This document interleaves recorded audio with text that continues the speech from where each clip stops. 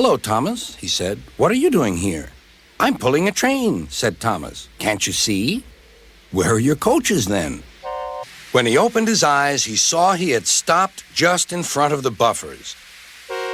Skarloey and his driver heard the noise and looked up. Suddenly, Percy found that he couldn't stop. The buffers didn't stop him either. One day, Thomas was in the yard. Suddenly, he heard an engine whistling. "Oh, dear," he murmured. "It's very dark." "Oh, you got some bootlaces ready?" And he ran off laughing.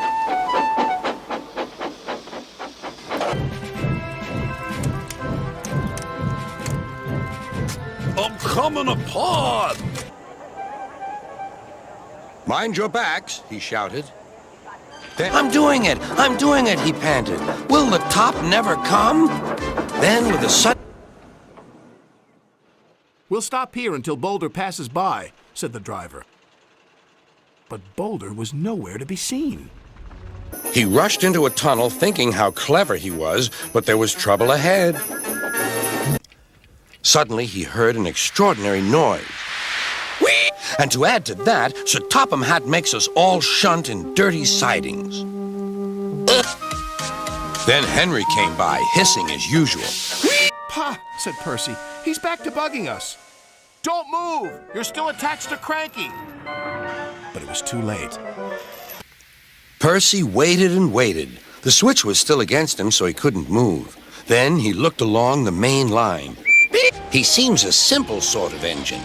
We'll have some fun and order him about.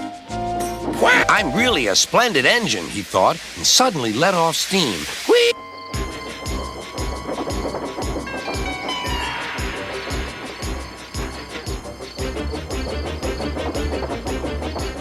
Rushing straight toward him was Gordon with the express. Rusty gazed up and shivered. Above stood Boulder.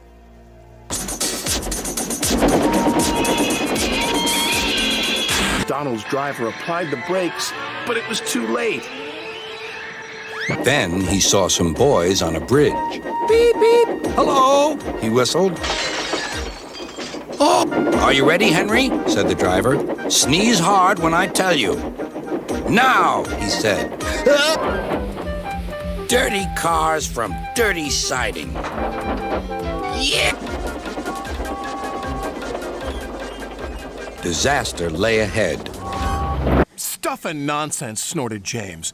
"We engines..." It was an exciting day on the island of Sodor. Good morning. The next day, Diesel was working at the docks. When Toby made the silly cars behave even better than Thomas did.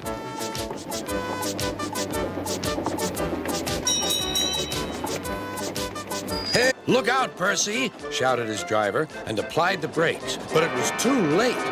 Oh no.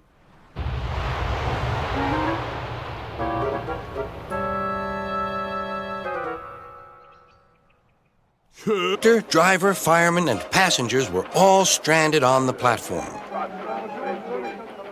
"Stop!" Then something big and round and red drifted straight towards them. "We're out of hot air!" shouted a voice. Ah!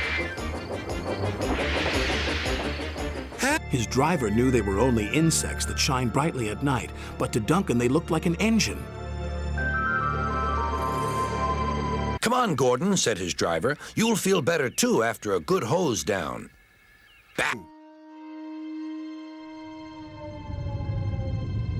"Thank you," Donald said, "and I'm sorry." "No, I'm sorry," said Douglas. Actually, Thomas, I'm taking the coaches. Sir Topham Hatt asked me to tell you." "What about the cars?" asked Thomas. But what you doing?" "Escaping."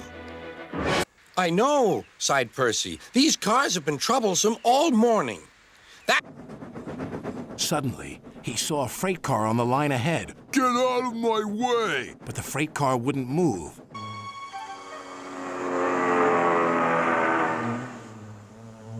So it stung James right back on the nose.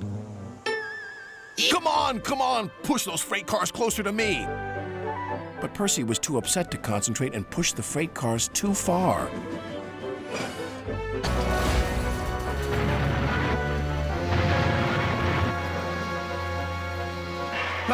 That lorry's in trouble, thought Toby. And he was. He pulled, and he pulled, and he pulled.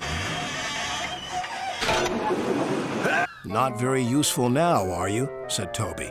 But it was too late.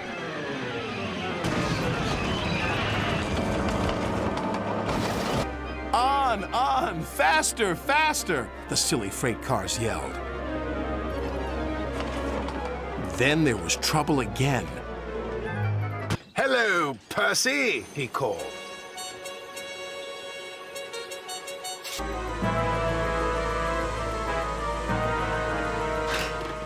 What are those strange sounds? Wondered Stepney. Then the fog slowly lifted. Up! It's the gun! Everything seemed rather spooky.